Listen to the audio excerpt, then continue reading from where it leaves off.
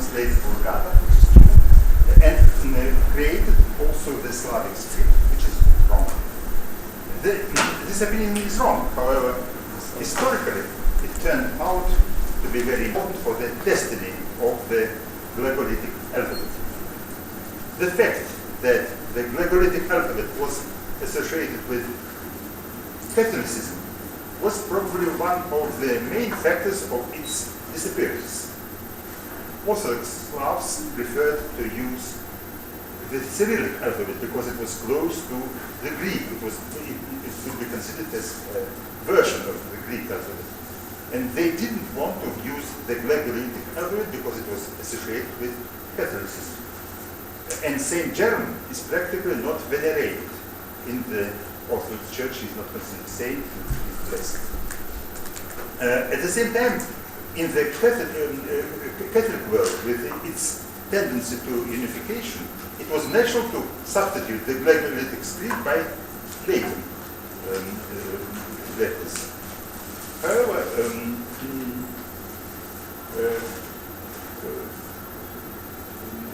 still in some parts of Catholic countries, it was used until recently. The origin of the Cyrillic alphabet appears more or less clear. It is obviously the Greek alphabet with some additional letters. It is true that the origin of some of these letters, for example, the letter Yats, the letter Yus, the letter Yer, the origin of these letters presents a problem, but I won't dwell on this problem. So, but what is the origin of the Glagolitic alphabet?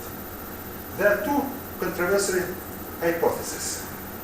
One of them suggests a natural origin of the Glagolitic alphabet. The other presumes that they have that the letters have an artificial origin. The first hypothesis may be defined as paleographic. The second one as an ideographic. Indeed, the first hypothesis presupposes a paleographic development or modification of some other letters. The second one calls forth an ideographic condition. According to the first hypothesis, the Glagolitic alphabet goes back to some different alphabet, probably presents a unification and elaboration of several ancient alphabets. It is a sort of elaboration of some other alphabet. However, no attempt to trace the historical roots of the Glagolitic script, because they considered Saint Jerome, the Glagolitic alphabet, with some other alphabetical system, no attempt proved successful. And there were many suggestions of this kind, but no convincing results. At the same time, single Glagolitic letters may closely remind letters of some other alphabet with a similar pronunciation, which is a necessary condition. Not only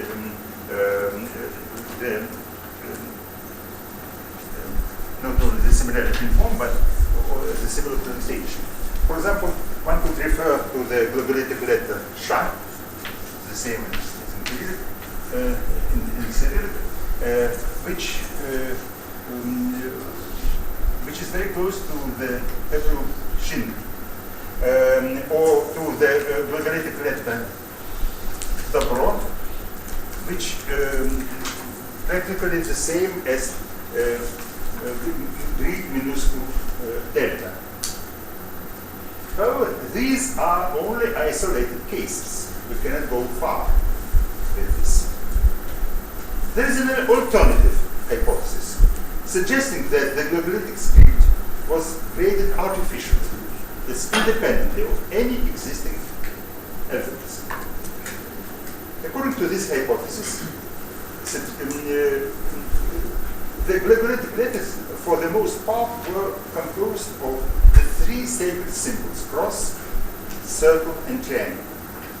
The cross is obviously a symbol of Christ. The circle can be regarded as a symbol of the eternity, or can be or omnipotence of God the Father, or probably can also be connected with Christ. And the triangle appears as a symbol of the Holy Trinity. The author of this hypothesis is George Chernokhostov, a Russian emigre scholar. Nowadays, this hypothesis becomes more and more popular among the scholars. It is clear, however, that the resemblance in form is not sufficient. It's necessary to find some arguments in support of this theory. Otherwise, it may be considered a question of belief, which can be neither proved or rejected. And one of such arguments was proposed by Chernokhostov. He pointed out that the Glagolitic letters Iže and Slovo present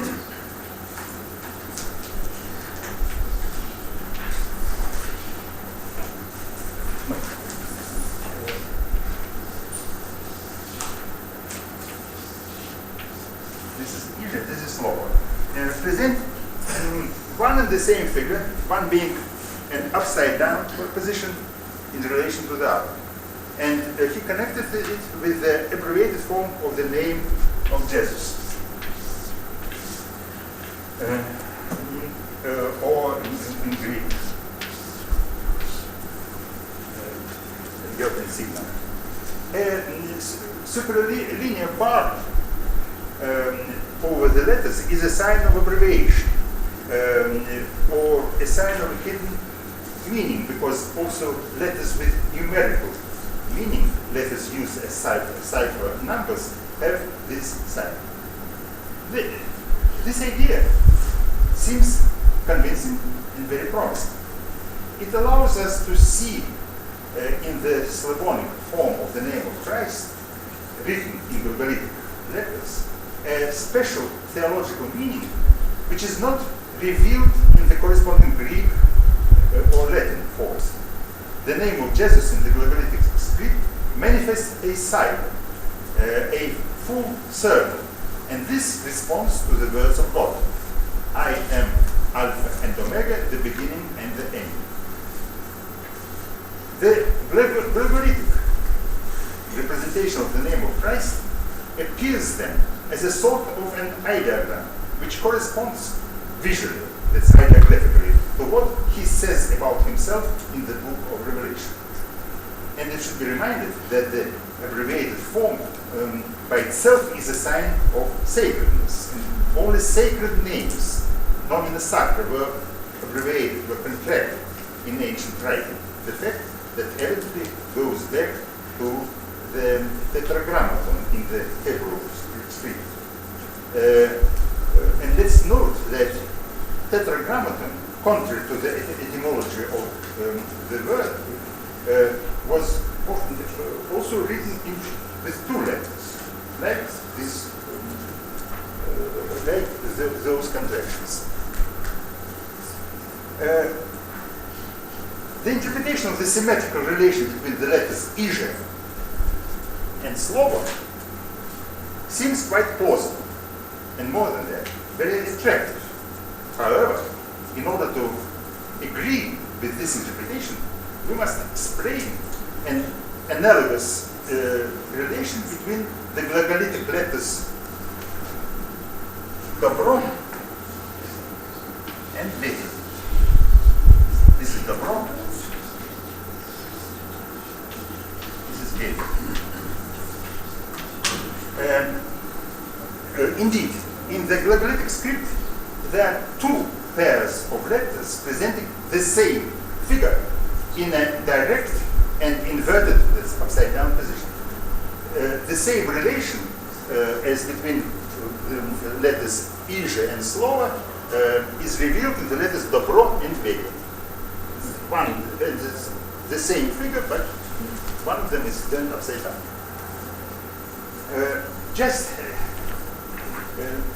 In both cases, the two letters, Iže and Slovo in one case, Dobro and Veti in the other, are contrasted according to a horizontal axis.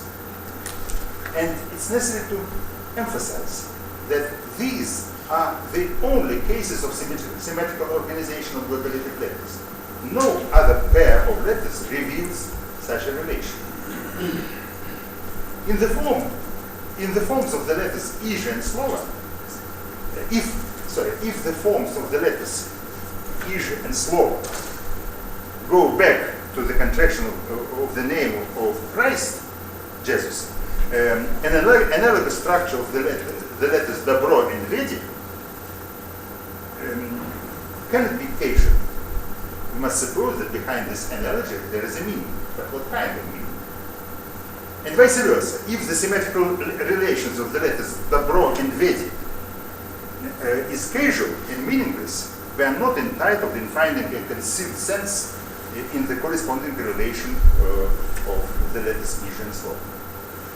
The absence of the explanation of the relationship between the letters Dobro and Vedi, these two letters, turned out to be a weak link in the theory of Chernokhorský, throwing doubts on his interpretation of the relationship between the letters Ij and Slova. That's throwing down doubts on the connection between the forms of the Ij and Slova and as the contracted form of the name of Christ. I think that I can explain this analogy, the analogy between these two pairs of letters, Ij and Slova on one part, Dobro and Vedi on the other part.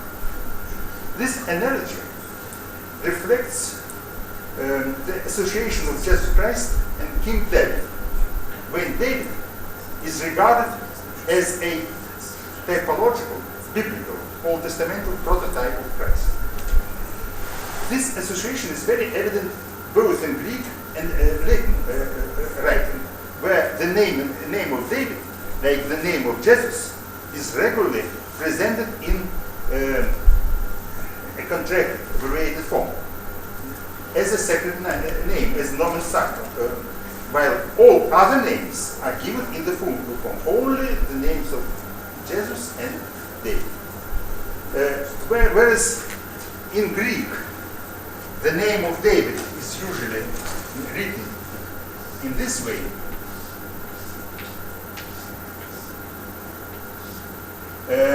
In Latin, it is written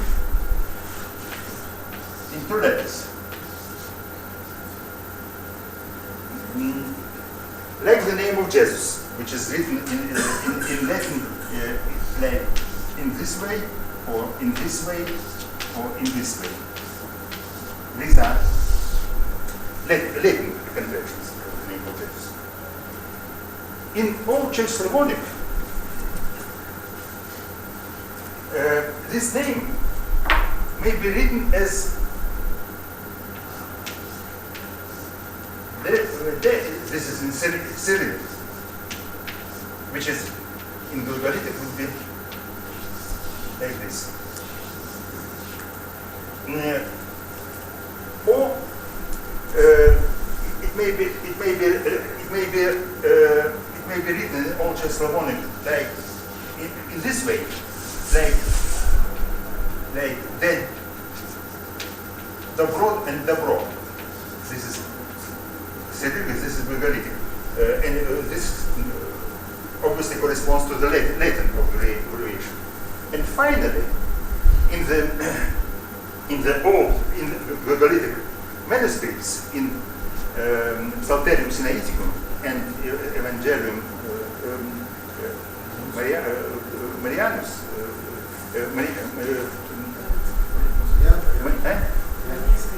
yes, we also come across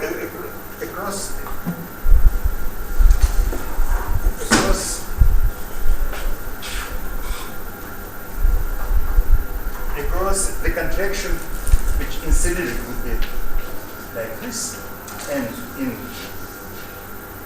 Glagolitic would be like this. And there are three cases of this abbreviation. And this contraction reveals a full analogy with the abbreviation of Jesus Christ. For the name of both for the name of David and for the name of Jesus, we have a configuration of letters which present the same sign, the same figure in a direct and in an upset position. And it corresponds also to the two letter spelling of tetragram. Significantly, this abbreviation is found in most ancient Glagolitic manuscripts. We can suppose that in the most ancient, that this is the most ancient abbreviation of the name of David in the Slavonic writing. Similarly to Greek and Latin manuscripts, only two names in Old Slavonic manuscripts appear in a contracted form, Jesus and David. Only these two names were treated as nomina sancta. It should be noted that this, three letters abbreviation, corresponds to the Hebraic form of David.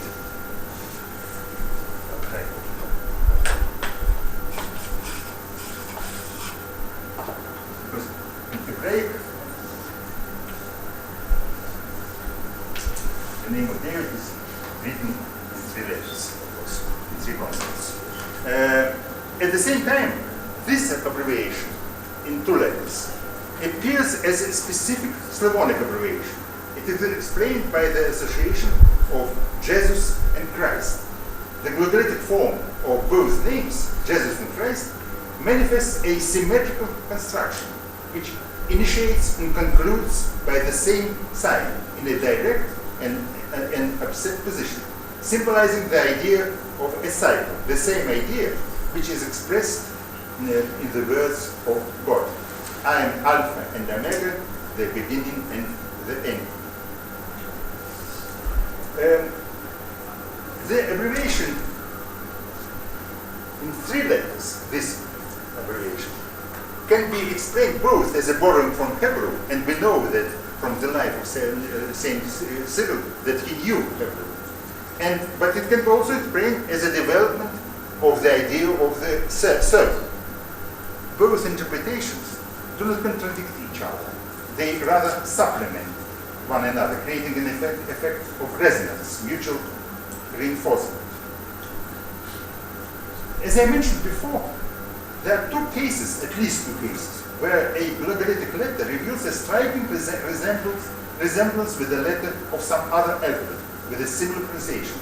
I refer to the Glagolitic Sha, which is very close to the Hebrew Shin, and to the Glagolitic Dobro, which coincides with the Greek minuscule delta. Analogously, we can assume that the Slavonic Dobro, this letter, goes back directly to the Greek delta. And the Slavonic Veti, this letter, was created artificially by turning Dobro upside down. Saint Cyril presented Dobro as presented Veti as an upside down Dobro, or Dobro as upside down Veti, basing on the contracted form of the name David, written as a sacred name. So, returning to the problem I had formulated earlier, whether the Glagolitic alphabet has a natural or artificial origin, one may conclude that the truth lies in between. In some cases, Saint Cyril could take letters from other alphabets. In other cases, he could create Glagolitic letters artificially, presenting them as a result of transformation. This transformation is based on the association of the letters, which is stipulated by their combination in the sacred contracted form of a name. Characteristically, the first letter of the Slavonic alphabet, as,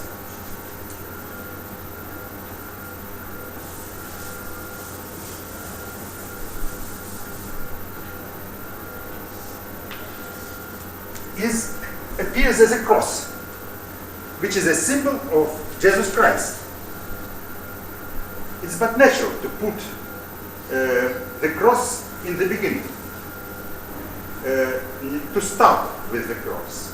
It is customary to make the sign of the cross before learning the alphabet. Ideographically, this corresponds to the symbol of the cross in the beginning of the alphabet. And it was also usual to put a cross in the beginning of a letter.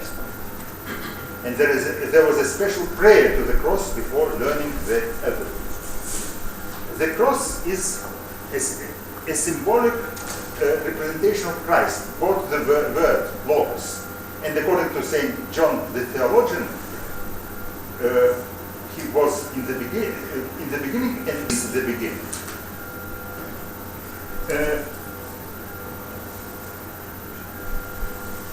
The cross is the symbolic representation of Christ. And cross and Christ are identified. And this is especially clearly manifested in the Slavonic languages. Because where the word for cross goes back to the name of Christ. I mean, the word. This word, yes, cross, is borrowed from Old High German Christ.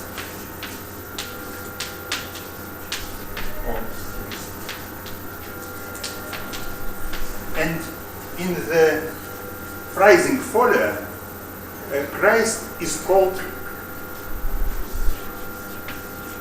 Cruz, which goes back to Latin crux, cross. I mean, then,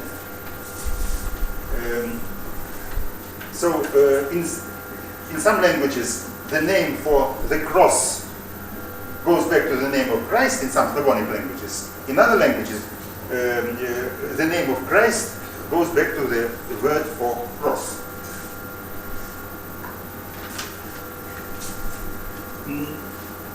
Also, alphabet was regarded as symbolic of Christ because it is the expansion of the Alpha and Omega of the Apocalypse. So, alphabet was regarded as an image of Christ, like the cross. Cross and alphabet have the same function. And it's not by chance when a bishop consecrated a church in the West, he used to write down the alphabet on the floor in the form of the cross. Practically, the bishop depicted the image of Christ. But how can we explain the name as for the first letter of the Slavonic alphabet? As meaning I, myself. We can think that it is based on the same phrase, I am Alpha and Omega, the beginning and the end. Indeed, Alpha is the name of the first letter of the Greek alphabet. Both Slavonic as and Greek alpha refer to Christ and are identified. At the same time, as, the word as, is related with Greek ego eimi, I am, which was considered the name of God.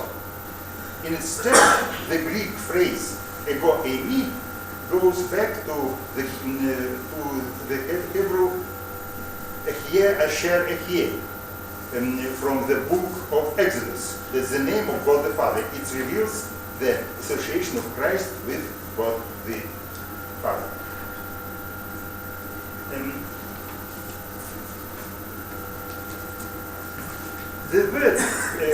The words I am Alpha and Omega emphasize the sacred nature of the alphabet, and it's no wonder that they acquire a special significance for Saint Cyril. God as Logos is defined in terms of letters. as the entire order of letters. It remains to say that these words, I am Alpha and Omega, were obviously pronounced by Christ in Aramaic. Christ spoke Aramaic, and hence the Aramaic language was considered sacred. Then in the original, in the Aramaic phrase, instead of Alpha and Omega, there stood Aleph and Tav, the names of the first and the last letters of the Hebrew and corresponding Aramaic alphabets.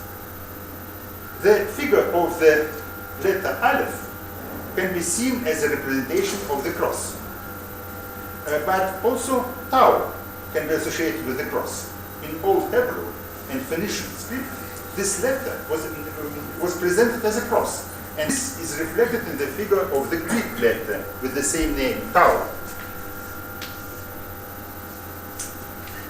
Saint Cyril certainly knew that the Greek alphabet goes back to the Phoenician one.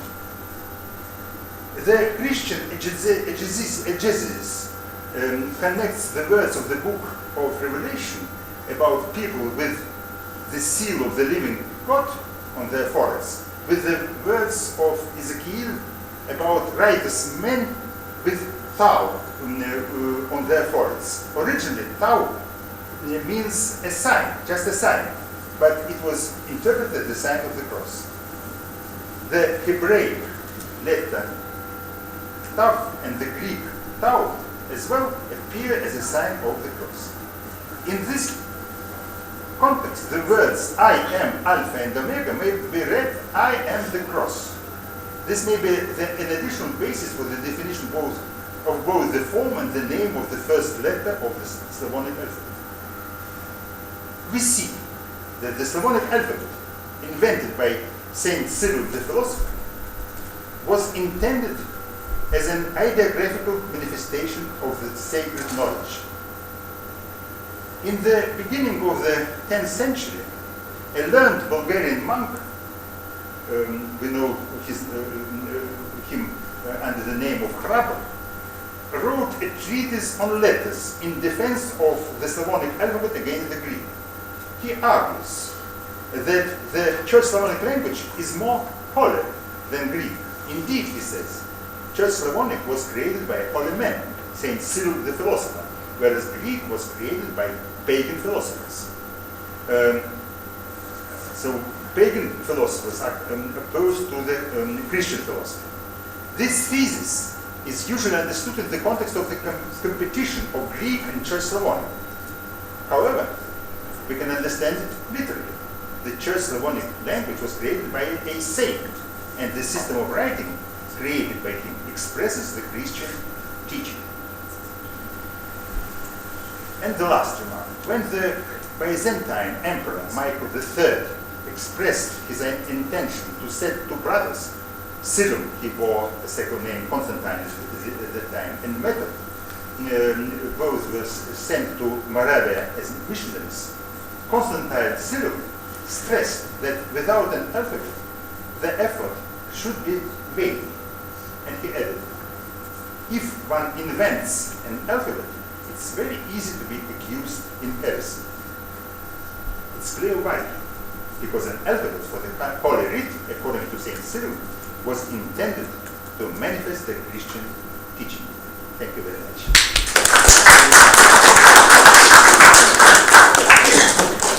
Thank you. We may have time for one urgent question. Well, couple small remarks. First of all, we don't know what was Jesus' language. What was it? We don't know what was the language of Jesus. It's just the suggestion that his language was Aramaic. It's just a medieval Christian belief. Other suggestions? What is this book language at that time? I don't know. In fact, we don't know.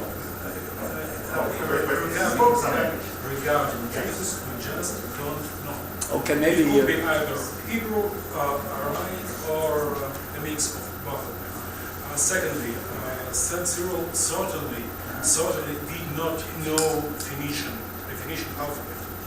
He probably did know the Samaritan alphabet, which is actually derived from the Phoenician alphabet.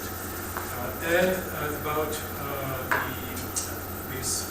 the names of the Slavic letters. Why not to suggest that the names of us, Buki, could be somehow derived from the Gothic alphabet? Because Saint Cyril was at least aware of the Gothic language and the Gothic alphabet, and in Gothic it's as. Okay, I think now we'll wrap that up. As far as the language Jesus spoke, as far as I know, Hebrew was not spoken. The problem is I'm mistaken. Is it No, it was really trilingual. There was, most people in Palestine spoke certainly Aramaic, a lot of Hebrew, and there was Greek. But some people spoke Hebrew at the time. Yeah, Hebrew certainly continued to be a spoken language in that. And about the Phoenician, I was not asserting that Saint Cyril knew Phoenician alphabet, but he knew the origin, that the Greek letter had Phoenician origin. It was known. There were many sources, and he knew the Greek letter Tau. That was my point. Concerning the Gothic, there is no resemblance between Glagolitic and Gothic. But the names. Yes. The first two letters are identical. Okay, I think we have to leave it at that. Is it a discussion or the next speaker? No, next speaker. Next speaker. So we finish here. Well, I'm sorry. One very quick point. Predrag Matveevich gave a talk on Predrag Matveevich of the Illinois Research Library gave a talk on Glagolitic Oz a few years ago, where he I believe may have come to some similar conclusions to your group. Yeah. I would expect the same relation would be between books. That is Buki and Glagolitic. Yeah, we don't. It's a problem. Again, it's a problem because it is necessary that there was the same relation. Yeah, no. But probably it was not considered. Was not considered a proper name. No, I mean no. But it would be better, of course. It would be better. But nothing in common between these two letters. Yes.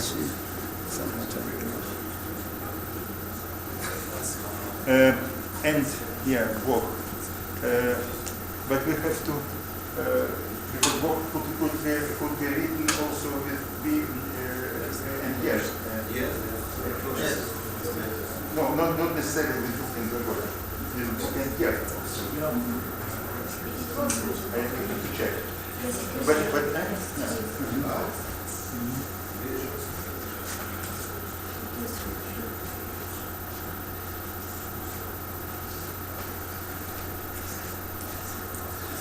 so, Mr. President.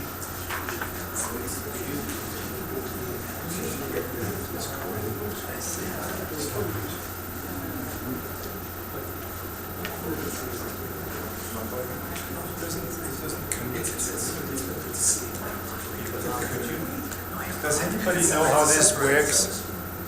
So I mean, the pictures are there, but it doesn't appear on the... This must be on. It must be woken up. There's a separate. Is it on?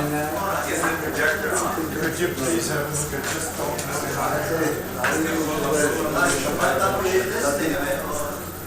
Yeah, it's not by the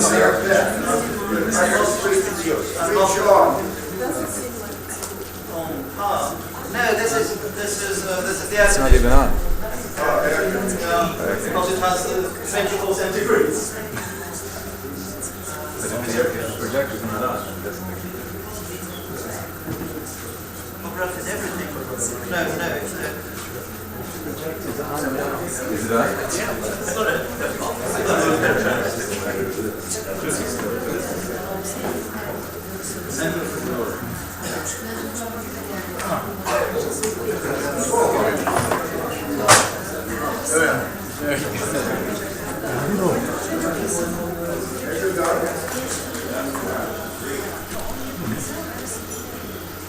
So with that slight delay, I think we're okay. Our next speaker is Professor Heinz Miklas of the University of Vienna. Please.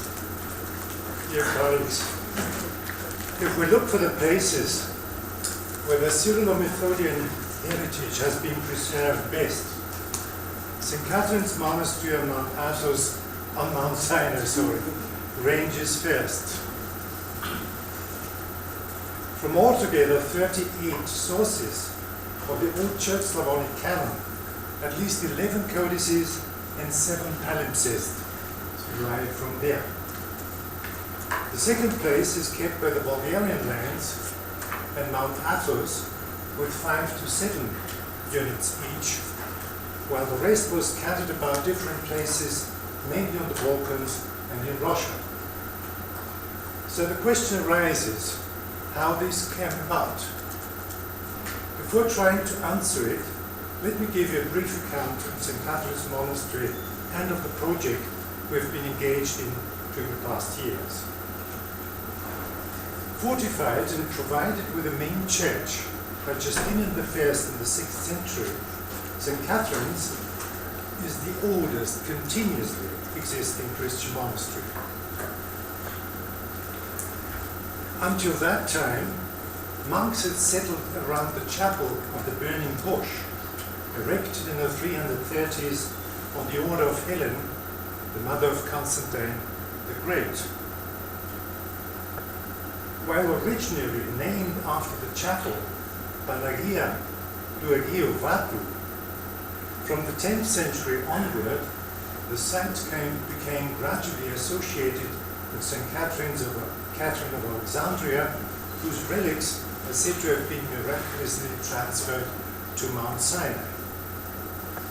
In those days, the monastery had already become a favorite destination of pilgrimage. Since the monastery was never sacked and remained widely untouched by other crises, it holds the oldest continuously growing and functioning manuscript collection in the world. Most of the thousands of codices and hundreds of book scrolls dating from the 4th century onward are situated in the library, which is presently being replaced by a new one. A few specimens are also exhibited in the museum,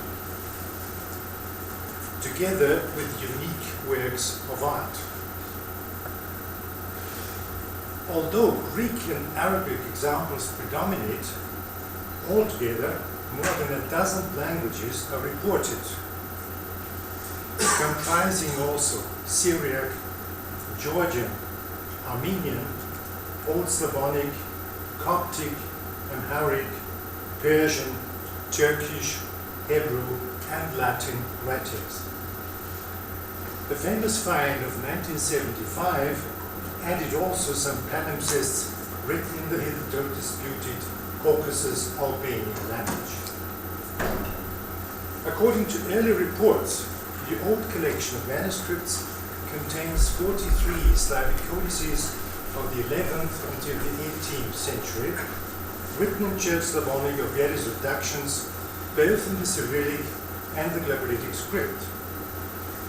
The earliest examples represent 2 Glagolitic books and a Glagolitic palimpsest. The main parts of the Sinaitic Euchology and the Sinaitic Psalter, and the lower layer of the Cyrillic Codex number 39 with an Apokos Gospel. Unfortunately, I haven't got a picture of that. To these, the new finds added further 42 units, among them 6 Glagolitic ones of the 11th century. Parts of the already known Sinaitic ecology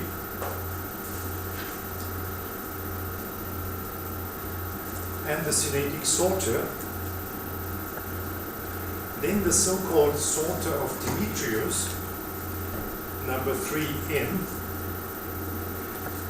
including also 3 bifolia with medical prescriptions, a fragment of a Vestal Mineum, and the so-called Sinaitic Missal or Sacramentary. And only a week ago, on a project meeting in Vienna, Elena Belkowska from Rome reported on another find made by one of her pupils in February this year. It consists of a single folio containing hymnography.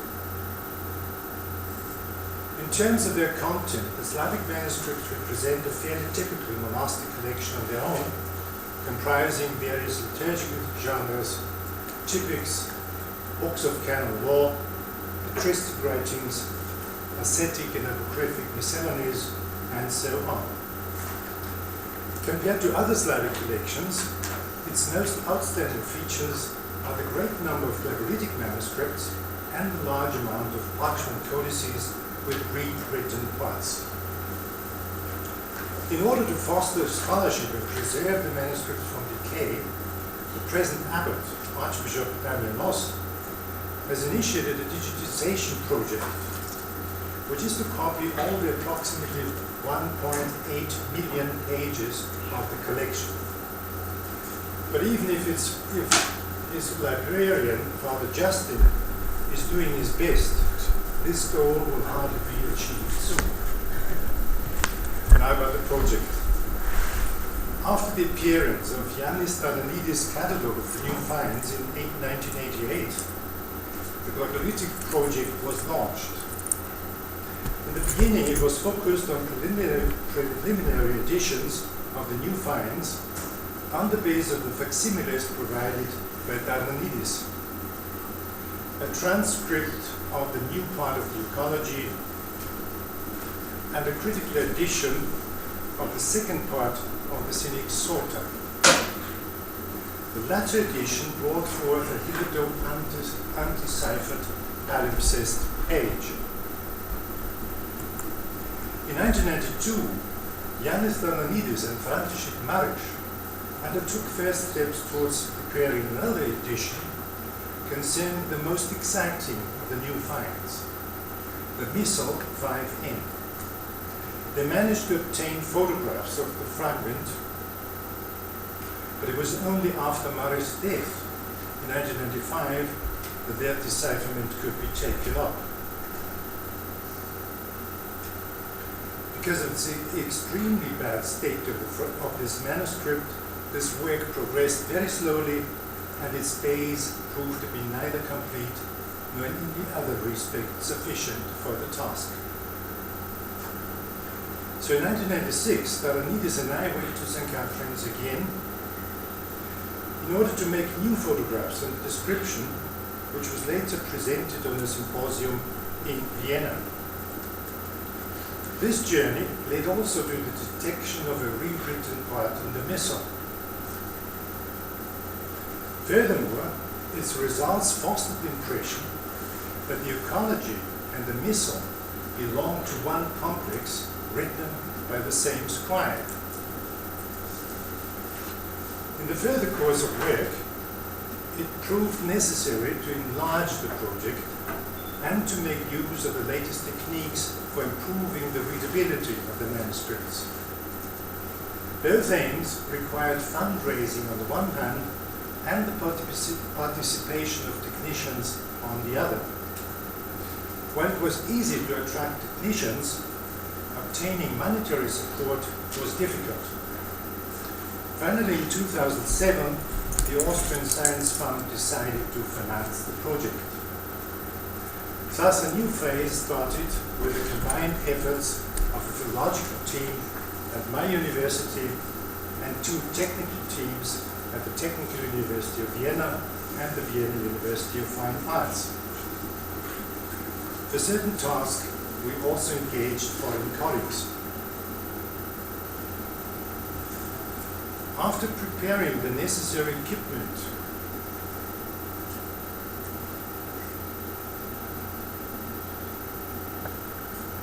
during a 10-day stay at St. Catherine's in autumn 2007, we succeeded in supplying digital and partly multispectral images of 6 units and analyzing their writing materials by means of soft X-ray analysis.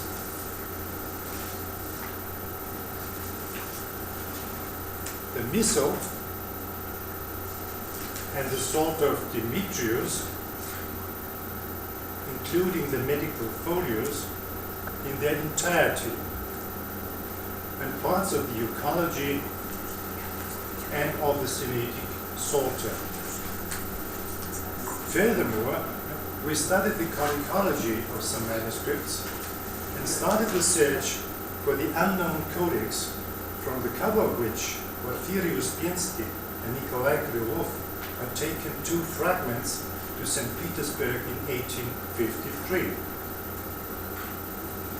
Back in Vienna, the philologist first embarked on editing the Psalter of Demetrius.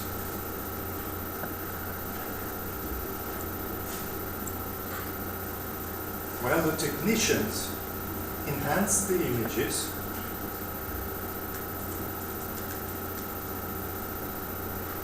and examined the material data.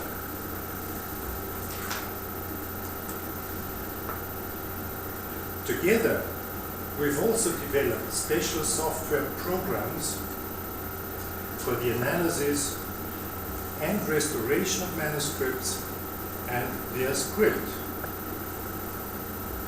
In due course, the decipherment of the Missal was taken up again, leading in the best instances to approximately 50% of newly recovered text. Presently, we're continuing the work of the editions and comparing the data of as many Glagolitic manuscripts with a Sinaitic background, so to speak, as possible, in order to solve the enigma of the Sinaitic Glagolitic tradition. For this comparison, I paid St. Catherine's Monastery another visit and obtained also images of the Mineum, which we have prepared for edition in the meantime. Now let us turn back to the question posed at the beginning. Our sketch has shown that St. Catherine's has been a melting pot where believers from all creeds and regions have met throughout the centuries. Due to its significance of a holy site, its relatively autonomous state, and its remoteness, it was also predestined to become a shelter for anyone struggling from oppression in his usual surroundings, as was the case during Byzantine iconoclasm. Some years ago in Thessalonica, I counted 5 points characterizing the Glagolitic collection of St. Catherine's. First of all, the liturgical character of the collection.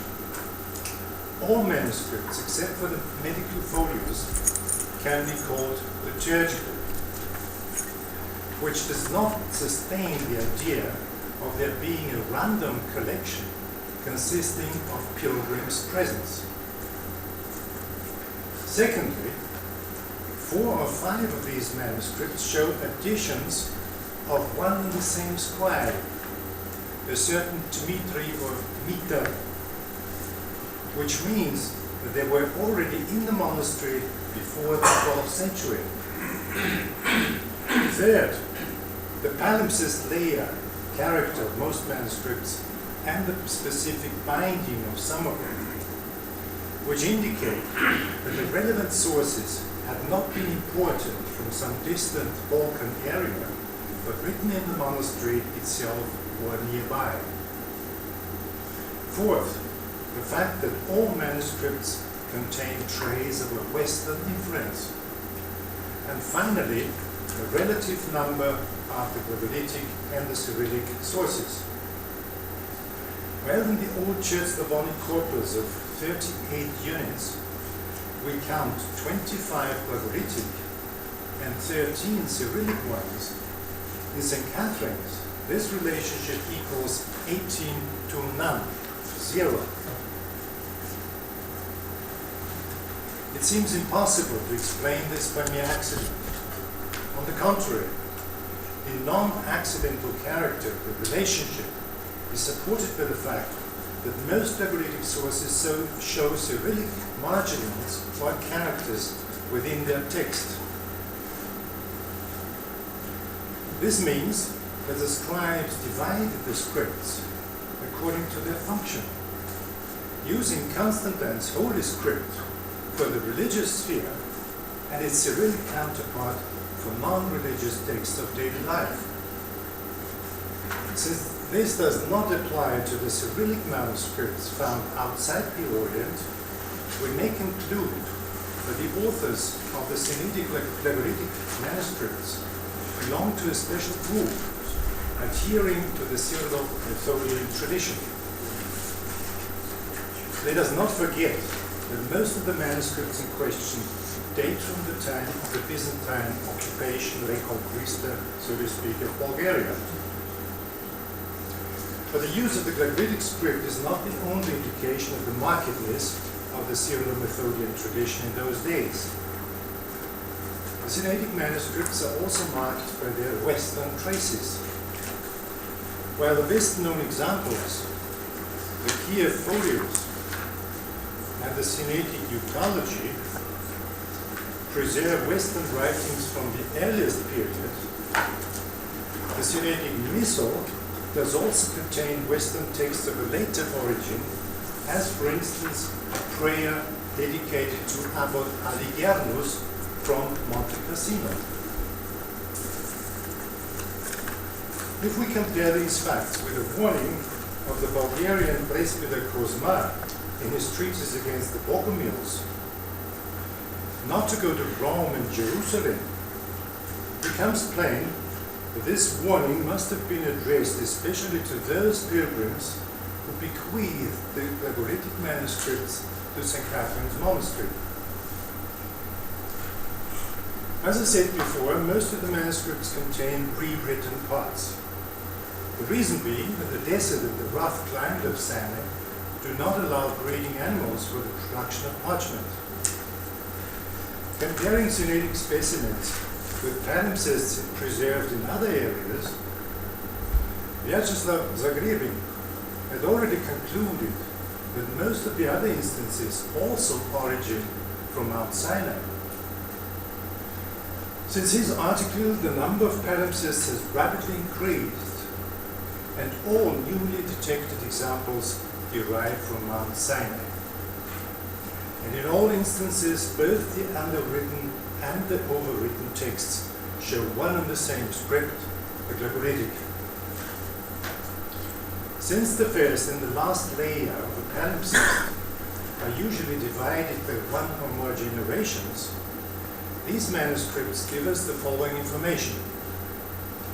First, they support the idea of an early manufacturing of Slavic manuscripts on Mount Sinai.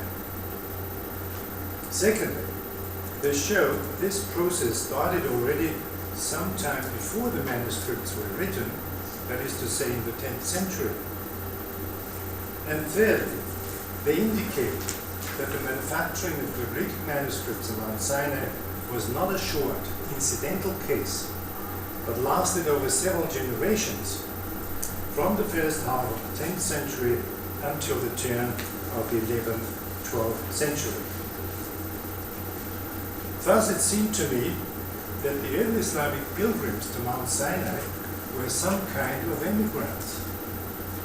At least the so-called Glagoliaci may have been compelled to defend the Cyrilo-Methodian heritage in the distant Orient, where the ecumenical tradition of the Thessalonican brothers was not opposed to either the Roman or the Constantinopolitan Rite. This hypothesis I launched 3 years ago. In the meantime, we found first evidence to support it. Thus, we've taken up 7 manuscripts and compared them in respect of their paleography, graphemics, and historical setting.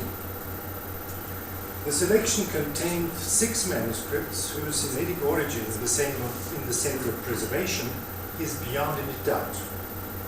The Kiev folios, the Archaeology, the Missal, Dmitri Psalter together with the medical folios, and the older Psalter. As an exception, we added also the Prague folios, whose Semitic origin can only be guessed on the basis of its palimpsest layer and general conclusions. Since the Prague folios happen to be the second Old Church Slavonic manuscript written by Western scribes, its analysis should help us to answer the question how the Western manuscripts could have reached Mount Sinai or could have been written there. As a methodical basis of the comparison, first an extant approach for the description of writing systems was applied. Then similar tables with distinctive parameters were worked out for the paleographic description and for dating and localizing the manuscripts. Applied to the 7 manuscripts, this led to 25 parts of 20 different scribes, their dating and localization.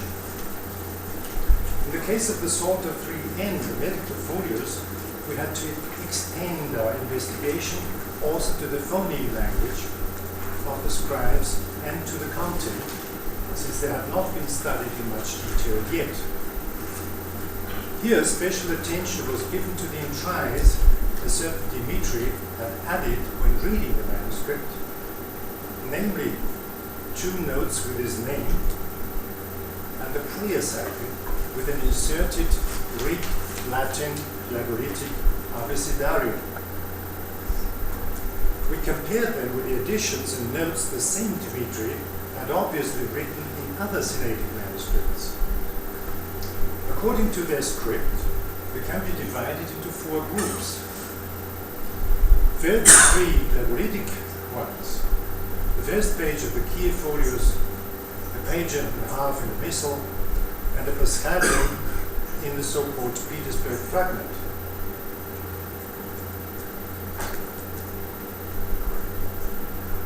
One Cyrillic, a name list in the St. Petersburg manuscript. Then a Greek prayer inlaid in the Missal, and a Latin abecedarium in the older Psalter number 38. Gradually, the results of these investigations filled up a mosaic and led to the following conclusions. First of all, mainly on paleographic and linguistic ground, the copies of the Psalter and the write of the medical folios could be attributed to Istria as a bordering area of Slovenian and Croatian dialects. Second, following a theory of Maria Pantelic about the whereabouts of the scribe of the first page of the Kiev folios, Dmitri himself could be identified as a Benedictine priest from Dioclea, Zeta, and consequently as the first post-Cyrilo-Methodian writer of non-Bulgarian origin. Third, Dmitri's prayer cycle in the Psalter appeared to be an allegorical, anti-Roman and pro-Cyrilo-Methodian polemic against Pope Gregory VII, which he addressed as a wolf, and was obviously composed and written on Mount Sinai, which indicates that its author had left his Dalmatian surroundings as a church emigrant. Fourth, according to its paleography, graphemics and content, Demetrius' prayer cycle can be dated approximately 1083 until 1085, which is also the terminus post non of the Psalter. Fifth, for the whereabouts of the Kiev and Prague folios and the way of the Kiev folios or their scribes to the Holy Land, a plausible hypothesis has been elaborated leading from Hungary via Dalmatia and Jerusalem to Mount Sinai. At last, in Jerusalem, the compiler of the medical folios and Dimitri probably spent some time in one of the auspices, either the Hungarian one or the famous Amalfita of Geraton in the Muristan district, which was later turned into the Johannite hospital and order. Of course, as comments by my dear friend Johannes Reinhardt have already shown, it is to be expected that not everybody will follow our heretical ideas. So these results will have to be scrupulously discussed by the scientific community in order to become commonly accepted. In any case, do these results open a new chapter in the early cultural history of the Slavs and characterize Mount Sinai not only as an international center of writing, but also as a shelter and a crossroads between the East and the West. Thank you for your attention.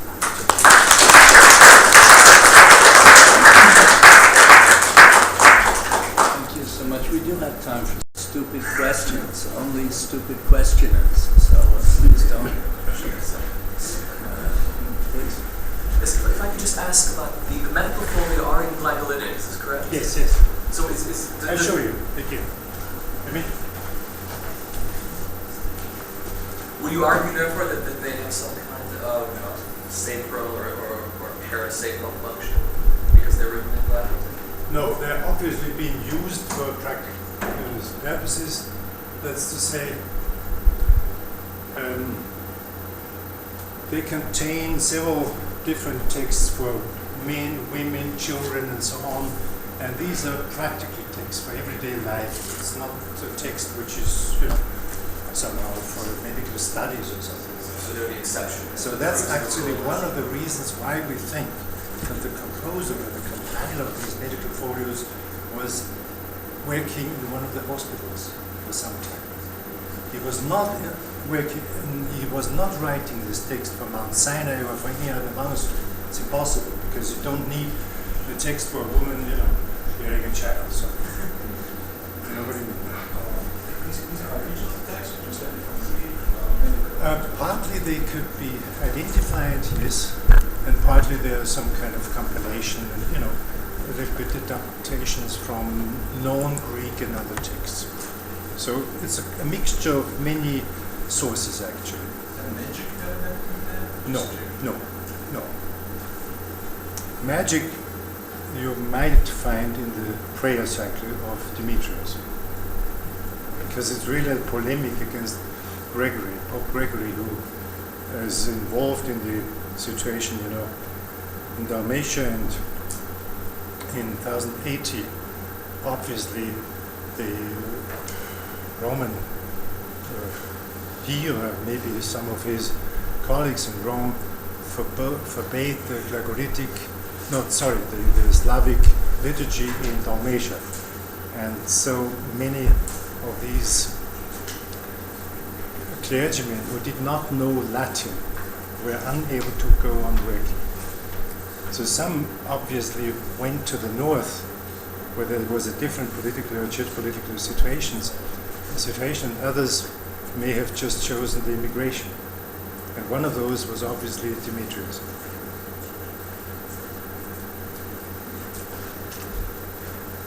Other questions? About the medical texts again. Yeah. No, go ahead.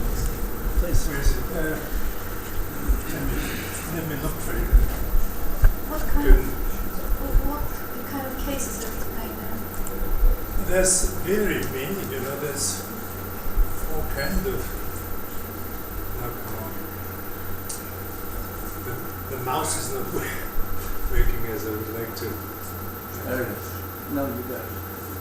You can't? No. It doesn't work from here. Maybe I can shift this again. The mouse doesn't work, so I've lost. Just put this one.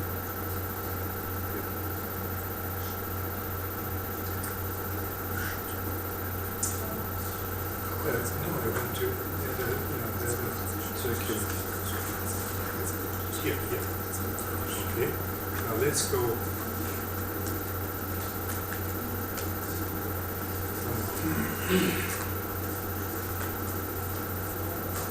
have to find it now. Yeah, here. Oh, that's the wrong here. Okay.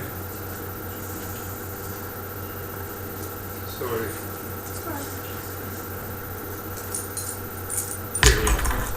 That's the medical folios. They're written in a way which obviously is just for practical use. And the man who wrote it was probably, and I can't be sure about that, a friend or monastic colleague of Demetrius. And it's only 3 folios, it's just like a small kind of booklet. And these 3 folios were found in the missal, inlaid in the missal. So they have no separate number. Nies didn't give them a separate number because he thought it was just part of the missal, which is obviously not true. And the texts are very simple. It's not something some educated would have written in a different way. But it's a text which can be used for everyday life, Do they coincide with the Serbian, with the recipes of Serbian medical corpus? You can't localize it so exactly. It could have been written on the Balkan too, yes. Maybe it was written on the Balkan and transferred to Jerusalem, or written in Jerusalem, or written on I don't know. But the man who wrote it was obviously from Istria or northern Dalmatia, because there's some features in the language which cannot be explained otherwise, you see. Just specific features which cannot be explained from a Bulgarian background or a southern Serbian background, you can't explain. Yeah. Okay, maybe the last question. Yeah, are those recipes, are all those descriptions of It's not diseases? recipes, no, it's not recipes for making certain, it's just, well, sometimes you find some kind of insert recipe, yes, you're right. It's just how you... Diagnosis, yes? Not that, well, partly diagnosis, partly just application for a certain, case, I think we should really get on. We're kind of behind time. So, Dan. One more question. Anybody on?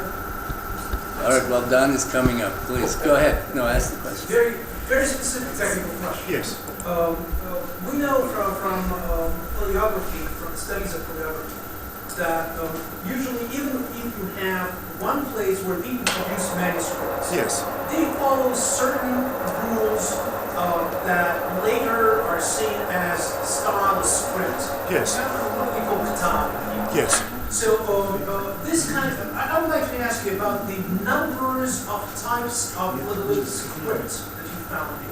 Can you say that, can you reduce this 28 manuscripts to, let's say, 3 schools of script? Because Yes. if you can answer this Yes. very technical question, you Yes. really grab the historical Yes, you're right. reality of the Yes.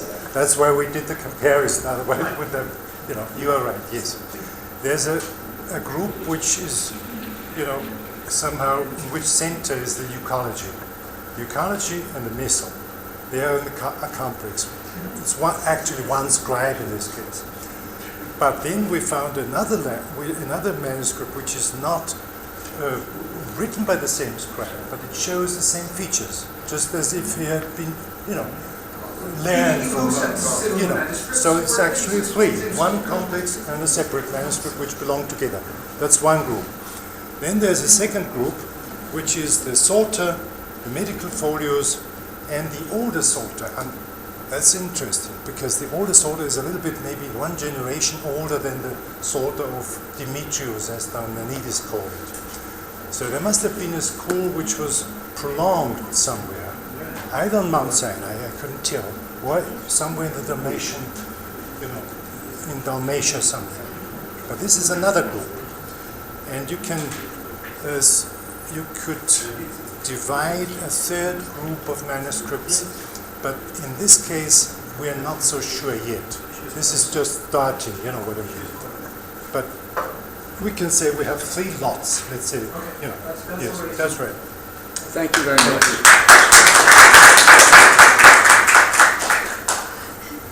Our third talk is by Dan Shapira from Bar-Ilan University, playing Eliezer Ben-Yehuda, when and how the Slavonic language was invented, St. Cyril at work. It's a long title. Ladies and gentlemen, Mr. Chairman, organizers, can you hear me? Speak up, please.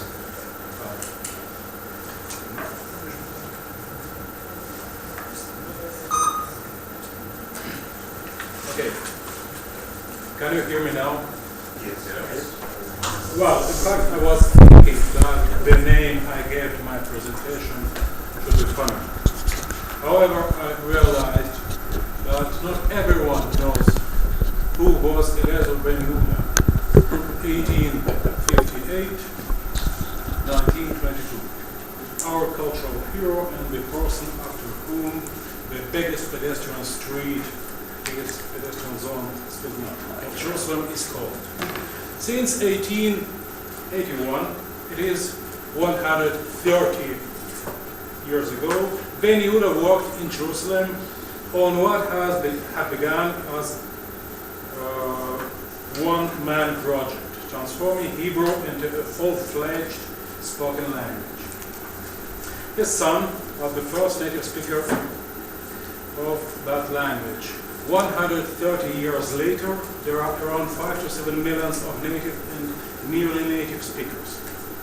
The task Ben-Yehuda has set himself was picking up, in fact, terms for the simplest actions, for everyday life items, together with terminology of a modern developed language.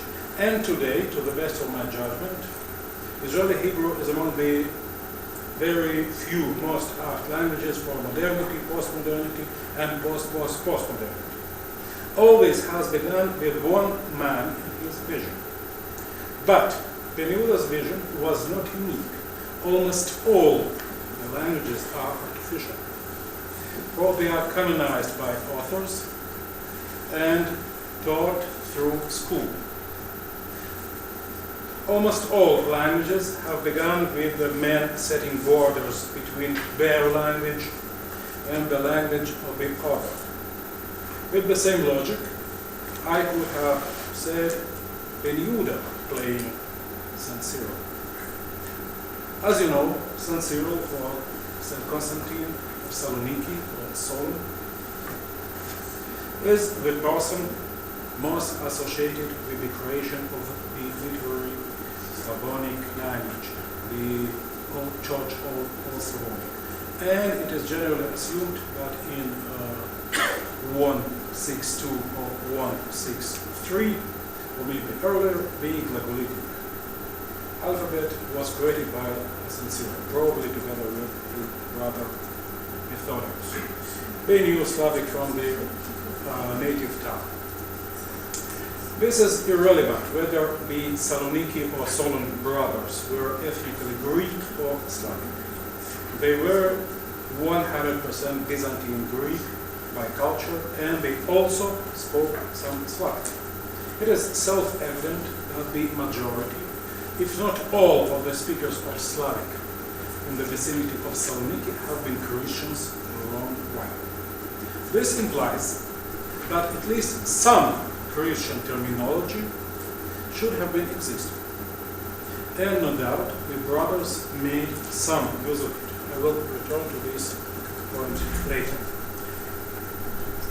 The Byzantine model of dealing with the Slavs living in the vicinity of Saloniki prior to the brothers' mission seems to me to be not different of the present-day Greek policy of considering these people merely Slavic Greeks to be assimilated.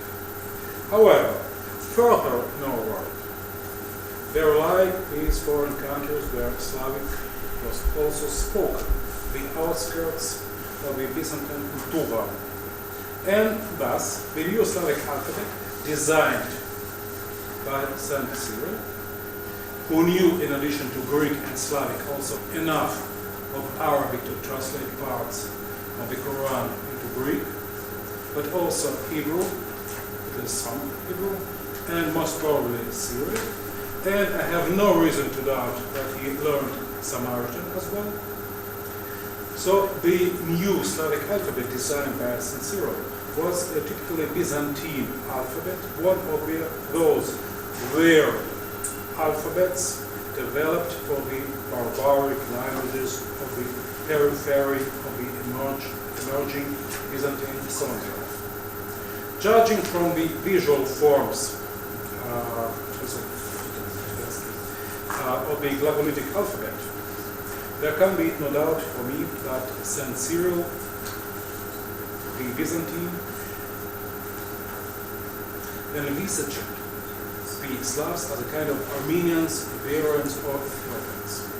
It is written from left to right as both consonants and vowels, follows the basic orthographic conventions of the Byzantine Greek, and has strange or weird, if you like, forms of the characters, like Armenian, Georgian, Caucasian, Albanian, and it has some similarities with Coptic or even with Yeats.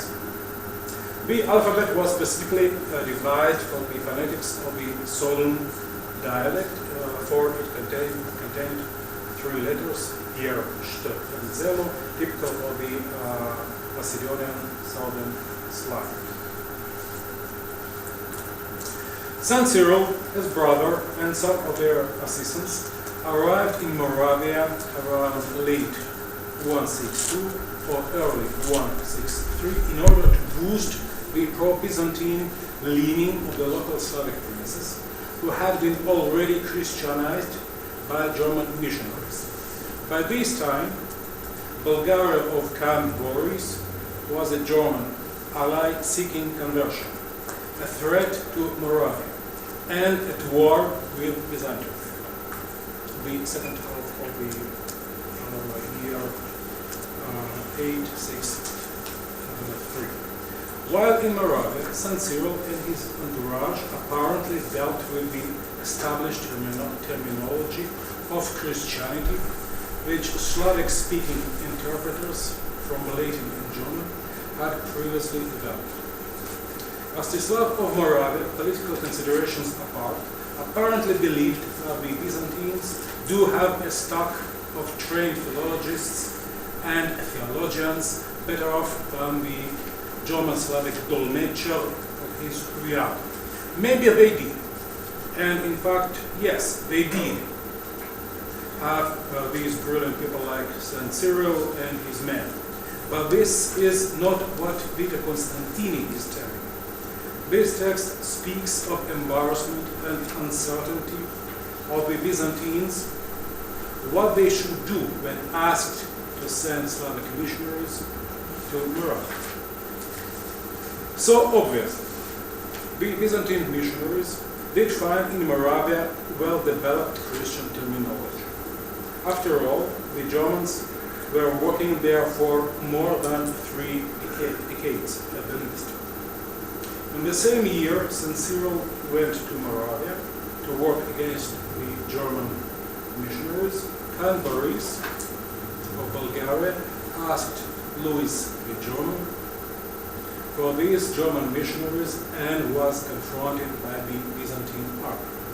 St. Cyril and his brother would find appalling some of this Christian Slavic terminology developed by the German missionaries. However, It seems like they have in fact adopted most of it. For we see basically the same language as that of Old Church Slavonic. We already mentioned rising fragments from Catholic texts in Slavic written in Latin characters in Carinthia a century after St. Cyril's mission in Morocco. St. Cyril was in charge of translating the corpus of the Christian texts into the Slavic vernacular. In fact, the range of the translation activity of St. Cyril himself was relatively limited. He died in Rome in 869 after a sojourn of about 4 years in Moravia. The first text translated into the newly invented literary language was John 1:1. In the beginning there was the Word, the very beginning of the Apostles' Evangelium, which is the lectionary containing only feast day and Sunday week. Later there were translated prayers, the Psalter and the Acts.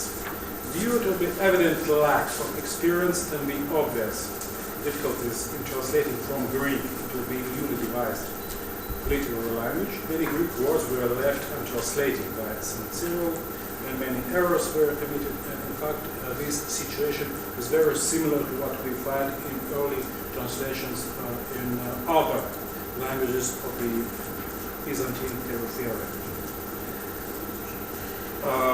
Sometimes these texts are not intelligible about the Greek region.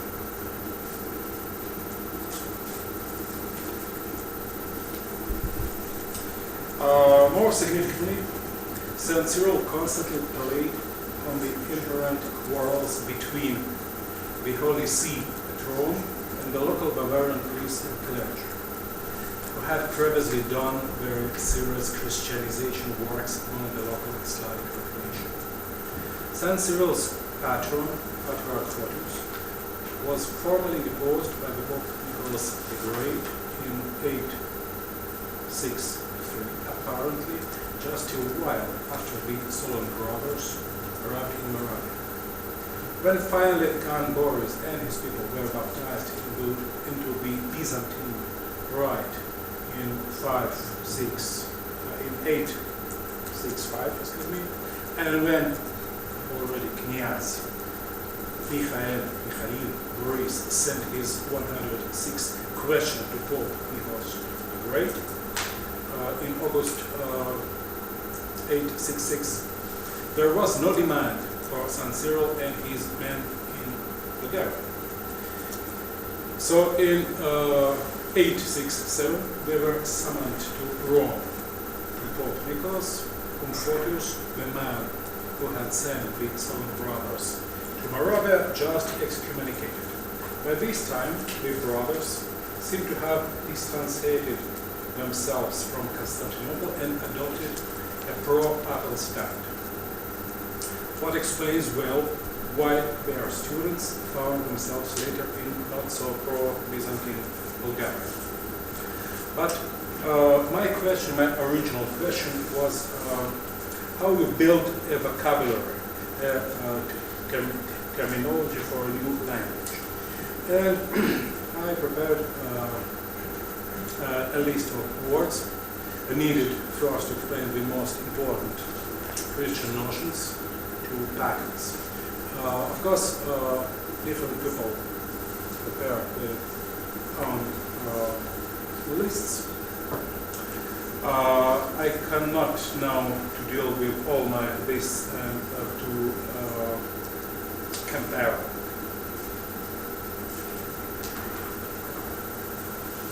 The choices made by the Solon brothers, I'll bring up a couple of examples. For example, the word for cross or Christ, which Professor Uspenskij has discussed. In fact, we have two forms in Slavic, one in the Western Slavic, one in the Eastern Slavic, Croatian Western Moravia and Kursk in Eastern Slavic, both from Old High German Christ, for Christ, but not from Latin, Greek, or from the word for cross. So in fact, the same word stands for both cross and Christ. This is interesting that the Slavonic word for a Christian is spelled on a model different than in Old High German. In Slavonic, to make one a Christian does not have any connotation of doing something with water, but simply to make into a Christian, to make one into a Christian, into a person associated with the cross or with Christ, with Christiti translating both baptize and potize. In contrast, for example, baptism and to baptize literally mean in Armenian and Georgian to enlighten on or to make clad in light. Moreover, along with baptism, Krishtin, the words formed from the borrowed cross Christ are used for such concepts as resurrection, Воскресение, which is a translation of anastasis, egeresis, and even of other words. The impression one gets is that the new religion of Christianity has been first explained as a crude veneration of the cross, who is Christ, with the cross having the power to give life back. Definitely, such choice of words cannot be blamed on St. Cyril, a fine philologist, and should be associated with the putative Germano-Slavic dolmetscher. Words for cross in general have a very interesting semantic metamorphosis in the Byzantine cultural realm. For example, in the Caucasian Albanian or Albanian language, the native word for moon was tabooed and changed to the borrowed Armenian chach, cross. Another well-known examples are two Slavonic variants for church, going back to the same Germanic word, and very interesting in the word for priest, which is Germanic and current also in Bulgaria.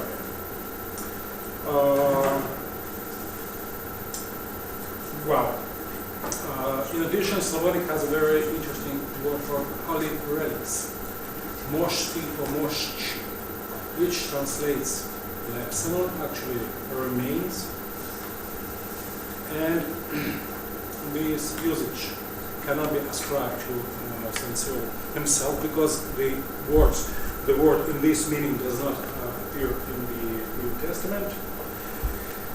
But in fact, Slavonic moshi translates dunamis. And as the veneration of the relics of the saints was confirmed in the 7th Ecumenical Council in 787, and thus it was a long-accepted practice in the days of the Slavonic mission. What is important in my view is that the Gothic for miracle is Mass, partly connected to mind.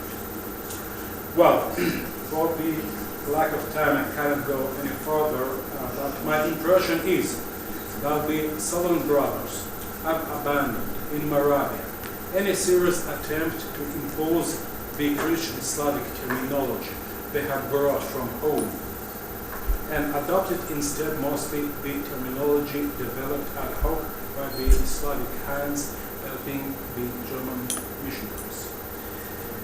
Though St. Cyril was a native of a linguistic milieu which could be called by Bulgarians or Bulgarian, and which in fact was called Bulgarian by the Slavonic bishops for all creed, there are seemingly very few tropisms in the Ultra Slavonic, with not a single of them definitely traceable to the days of the Moravian mission. It is generally assumed that the source of the Old Oriental component of the Church Slavonic could be the Turco-Bulgar language only. Nevertheless, we should consider two other possibilities. The language of the Avars of Pavonia, defeated by the Franks decades prior to the Moravian mission,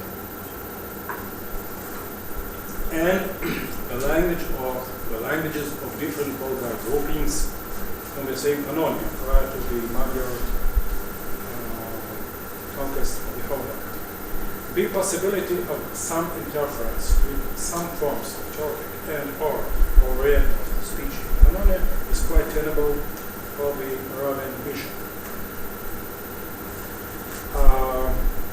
These Turkic or Oriental words include social terms like Bilya, Bulgarian, Miklas, and so on, terminology of paganism like Kumir, Balaban, for idol, terms of architecture like Chirkok, castle, names of body parts and meats like Beberek, kidney, possibly the suffix chi, like Igor chi.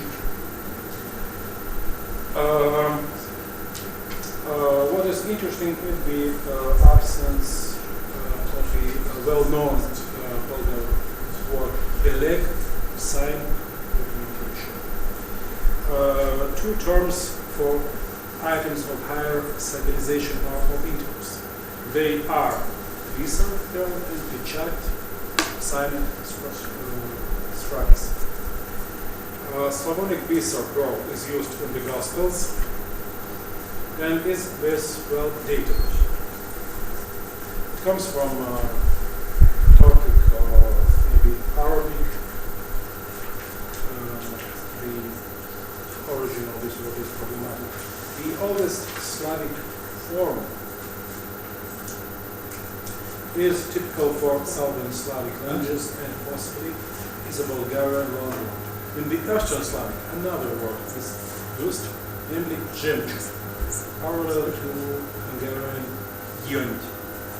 First tested in Rus in 1161, and it is ultimately of Chinese origin. Slavonic pechat is attested in the Russian for sign. Is tested in 1154 as pechet, precious stone, and is also parallel to Hungarian pechet. It's also to Georgian pechet, and is possibly of Persian derivation. Other early Turkic words in the older form of Old Church Slavonic are kniga for book and kovčeg for ark. In the case of Slavonic kniga, book, we find ourselves again in the context of Turco-Bulgarian and Hungarian parallels. Turco-Bulgarian kuyni, whence Hungarian keni. As in the case of Slavonic pechat, we have a Georgian connection here too. Georgian tsigni book from the Iranian chak, Arabic sak, which is borrowed into English as check, with which you please. The transmitted language was possibly some form of Alanic, setting as Chinik. This Bulgaric Slavonic parallel is of great importance. All being an oral people, Thailand Bulgars definitely knew about books, as did the equally oral Khazars, as is evident from the answer of the Khazar Kagan to St. Cyril in his Vita. We keep our knowledge not in books, but in our opulence. All Church Slavonic kovčeg, ark, box, casket, used for Ark of Noah and Ark of Covenant only, can be seen as an allegory. What is interesting that neither the Greek word for ark, kivotos, nor the Latin arca, whence raka or orca, both borrowed Judeo-Slavonic as well, were never used in these contexts. What is amazing, I'm finishing, what is amazing is the fact that after the Moravian mission ended up as an epic fiasco, with some of the students of the Solon brothers arrested or even sold into slavery, the new literary tool not only did not vanish, it survived as a rather unified literary language in many parts of the Slavic world, despite the fact that it was written in 3 different alphabets, and it displayed a very high degree of unity, notwithstanding different denominational influences. And this probably implies that the literary Old Slavonic was from the very beginning a much more developed language than we are ready to admit while analyzing ancient texts. Thank you.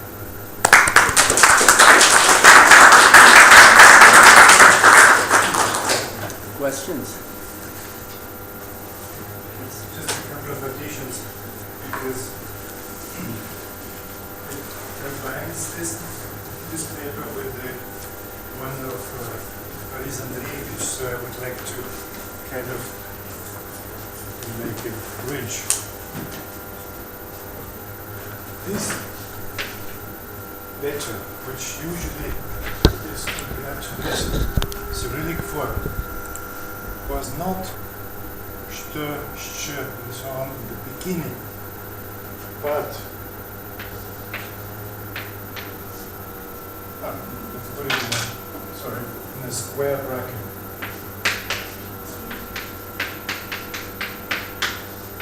For the whale, the Jonah's whale, Kito, because it belonged to a group. It belonged to a group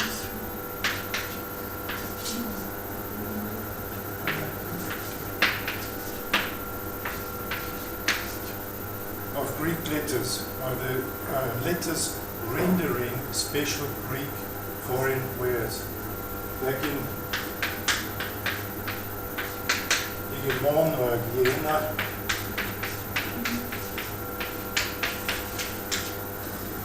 And the last one, the sunny here, not spidery. I mean, nobody who is going to, compose an alphabet for Christianization is going to use a spidery here. It's the sunny here, for sun, For this, or if you want this here, like in, maybe in the word Christ, I'm not sure. Because we have to look for certain names which can be used in these acronymic prayers. You see what I mean? Now, acronymic prayer. Kit, you can find Kit in several of these acronymic prayers. And you can find, for this letter, not only Az, but also Adam. Now the question arises, which one is the original one Constantine Cyril used? I don't know, but we have to keep in mind that Az is a form which is typically East Bulgarian. Nobody in Moravia or Pannonia could have understood it unless he learned it. You have to learn it, which is quite possible. In the area of Thessalonica, you might hear Yaz, Yazeka, but not As, right? Nobody in Thessalonica would use As. It's impossible. Yazeka, maybe. Yaz. So why not use Adam? Which might be very interesting to discuss in this circuit, because then, of course, the association is completely different. I don't know, I just pose this question. In any case, what you said is quite right. But you base your theory on the texts of the late 10th, 11th century. Значит, база вашей теории это 10 или конец 10 и начало, или вообще 11 век. В 9 веке это немножко иначе выглядит. Когда у нас такое сокращение, значит Иисус, ну конечно, потому что нормальный грек пишет Иисус. No, really, no Greek, no educated Greek would write it wrongly. I mean, no, you can't imagine that a person like Constantine couldn't read and write the name of Jesus. This is quite out of the question. So, of course, нужно это дискутировать. Существует больше 20 гипотез относительно происхождения глаголического письма. Значит, это одна гипотеза больше. Excuse me. But this is Cyrillic. We don't have it in our language. Just a moment.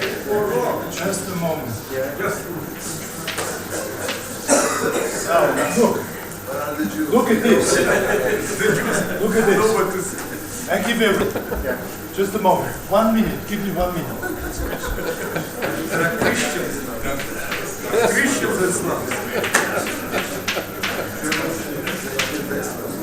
Now we have 3 symbolic figures. Чернохвостов, 40-е года. These symbolic figures have to be divided into special units. So this is the 1 unit, 2nd unit, 3rd unit, 5th, and so on. 7 units.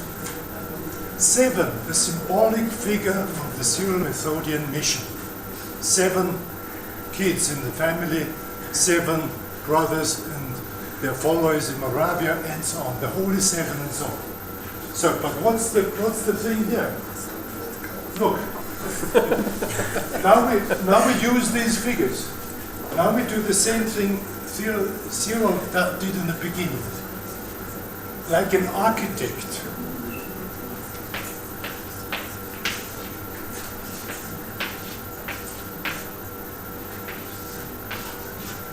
And now I give you one little help.